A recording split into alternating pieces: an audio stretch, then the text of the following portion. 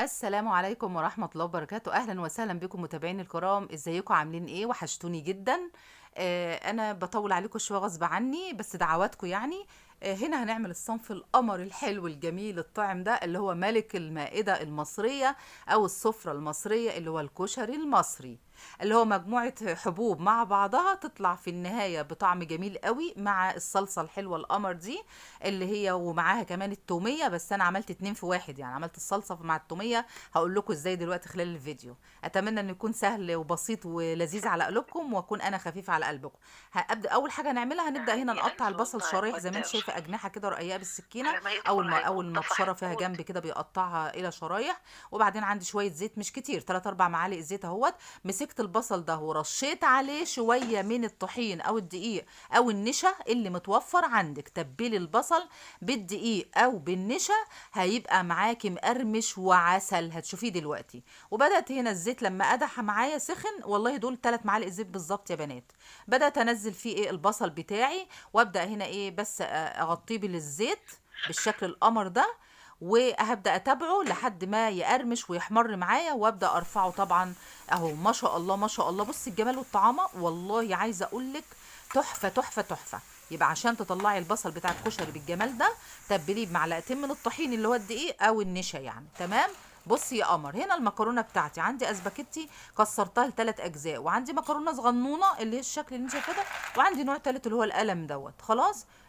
اللي متوفر عندك اي، بقول لك ايه، خش المطبخ ودعبسي فيه هتلاقي اكياس اكياس اكياس. كل شويه مكرونه باقيين في كيس، وحطيت ميه هو طبعا فيها سنه ملح عشان تغلي، عشان اسقط المكرونه واسلقها. انا عايزه اقول لك هنا انه اي شويه مكرونه باقيين عندك في درج المطبخ في دولاب المطبخ، طلعي التايهه طلعها في الوقت ده. الصنف ده بيشيل اي حاجه وبيقبل اي حاجه، اي مكرونات عندك، اي شويات باقيين من اي كيس مكرونه لما بتستعمليه بقى عندك شويه كده، جمعهم كلهم واستعملهم في الصنف القمر ده، خليكي شاطره. هنا حطيت المكرونه، ما حطيتش حاجه خالص ولا زيت ولا اي حاجه يا بنات، غير بس سنه الملح. كده المكرونه اتسلقت، صفتها وشطفتها من الميه كويس قوي. تمام. ما تسيبيش النشا بتاع المكرونه عليها وتقولي لا بيبقى اطيب، لا لا لا، اشطفيها وهتشوفي النتيجه عامله ازاي. حطيت معلقه زيت كبيره في حله صغنونه كده عشان الرز ما يبقاش كتير، ونزلت عليها بمعلقتين 3 من الشعريه. خلاص، عايزه تحط معلقه زبده كمان او سمنه مفيش مشكله. وبدات هنا ايه احمر الشعريه بتاعتي. خلاص. على فكره في شعريه سميكه شويه عن اللي هي الشعريه النحيفه بتاعتنا، لو حابه تعملي منها، بس انا عامله شعريه الرز العاديه اللي اتعودنا عليها. كنت غاسله الرز ومصفياه، بدات انزله فين اهوت على الشعريه بتاعتي، وبدات ايه اقلب كويس قوي الرز مع الشعريه بعد ما اتحمرت. ما تنسيش تدعميني باللايك يا قمر انت وهي، عشان يرفع الفيديو وعلشان ناس فئه كبيره تستفاد. استفادي وفيدي غيرك عشان ربنا يبارك لنا كلنا يا رب. ربنا يجعل صبرنا وتعبنا في الفيديوهات ديت، وانك تقعدي وتشتغلي على الباقه بتاعتك وتسمعي الفيديوهات دي، يجعلها في ميزان حسناتنا اللهم امين ليوم الدين يا رب العالمين. طيب بدات هنا احط الرز بتاعي واقلب كويس قوي. وبعدين بصي بقى، انا هنزل هنا شويه ملح اهو عليه اهوت، ملح ابيض، ما عملتش حاجه خالص غير اني حمرت الشعريه مع الرز بالشكل ده. انا عايزه اقول لك فاتنه اقول لك ان انا الزيت اللي انا حمرت بيه الشعريه مع الرز ده من زيت تحمير البصل. الله على الريحه والطعام يا بنات، اعملي الكلام ده صدقيني، يعني مش هتندمي ابدا وهتكرريه وهتعتمد الطريقه. يبقى الزيت اللي انا حمرت فيه الرز والشعريه ده انا واخداه من الزيت اللي انا حمرت فيه مين البصل في الاول، عشان كده حمرنا البصل الاول. تمام. بدات هنا على فكره دي ميه عاديه خالص مغليه، وبدات انزل على الرز بتاعي اهوت واقلبه كويس قوي عشان الملح يدوب، وهبدا اغطيه. انت بتسوي رز عادي بقى، اول ما بيبدا يتشرب الميه بتاعته بهد النار خالص واسيبه يستوى على نار هاديه. وكده انا خلصت ايه الرز كمان. تمام. تعال بصي يا قمر هنا بقى، دي اهو معلقه زيت من اللي انا حمرت فيها مين البصل.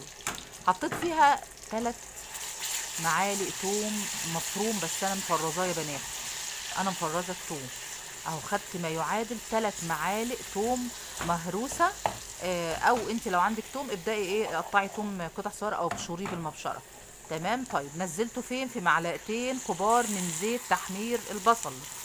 وبدات هنا التوم بس ياخد لون ذهبي خفيف، ما تحمروش عشان ما يتحرقش ويدي مراره. هنزل عليه بقى بشويه كمون، شويه كزبره، شويه روزماري، وشويه فلفل اسود. الله على التوابل لما بتنزلي بيها على الثوم والزيت الساخن. مش قادره اقول لك الريحه عامله ازاي. بصي الخل بقى، طشي الكلام ده بقى بشويه خل، ما يعادل معلقتين 3 خل كده. والله ما قادره اوصف لك الريحه عامله ازاي. جربي يا بنات الطريقه هتعتمدوها. حط اللايك يا حلوه يا قمر يا مدلعه انت وهي. حط اللايك يا جميله.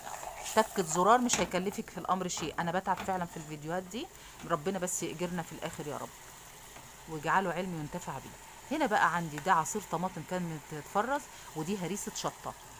بصي حبيبتي، انت عندك اطفال، عندك ناس كبيره في السن، عندك ناس بتتعب من الشطه، ما تحطيش الخطوه دي خالص، خليها بس عصير طماطم مش اكتر.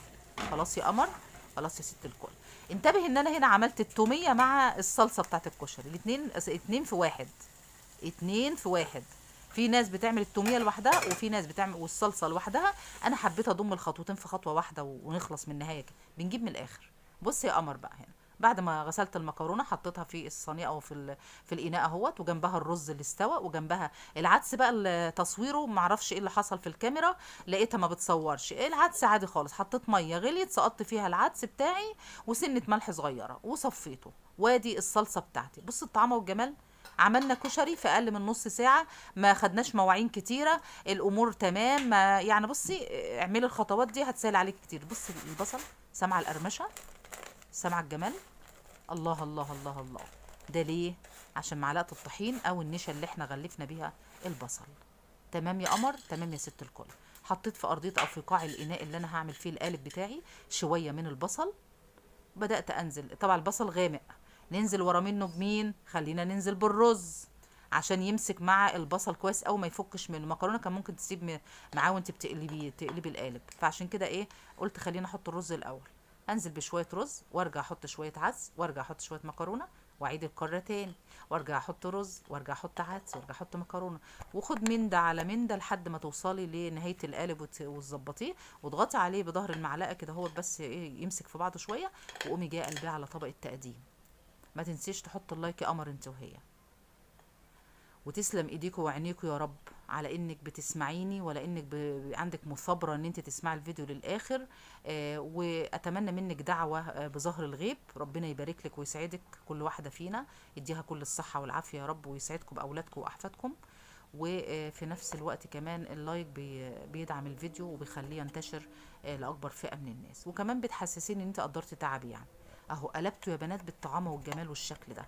اي حاجه عندك بقى، شرايح ليمون حطي، قرن فلفل حامي جنبه عايزه تحطيه حطيه، شريحه طماطم، بصي زي ما انت عايزه. تقدري تسلقي بيض وتقطعيه شرايح وتحطيه او وردات وتحطيه جنب الايه الطبق بتاعك.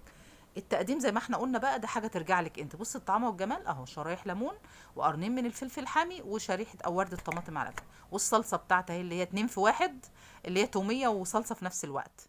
اتمنى ان تكونوا استفدتم وقدرت اقدم لكم معلومه لذيذه وحلوه وكان صنف خفيف على قلوبكم. اجمل امنياتي لكم بدوام الصحه. مع السلامه، الى اللقاء في